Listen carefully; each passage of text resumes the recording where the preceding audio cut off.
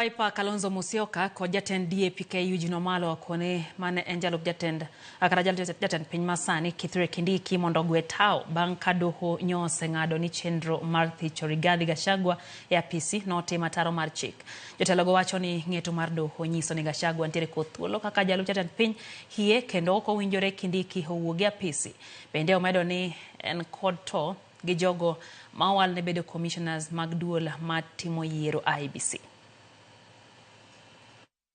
The law as it stands today and the ruling that has been given means that Kenya has 2 deputy presidents.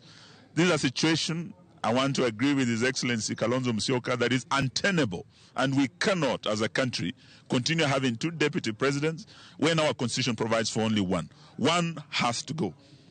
And it means the elected people's deputy president remains Rigathi Gachagua.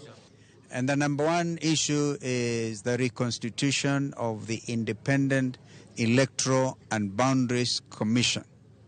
We stress the word independent. We have said it before that Mr. William Ruto cannot form an IEBC ambayo itamsaidia yeye kuendelea na tamu ambayo haiwezekani. So kwa hivyo hiyo IEBC maneno, we are still insisting on not only inclusivity but consultation and concurrence, and it must be independent. It must be independent. What we have right now in the nominees is a William Ruto IEBC.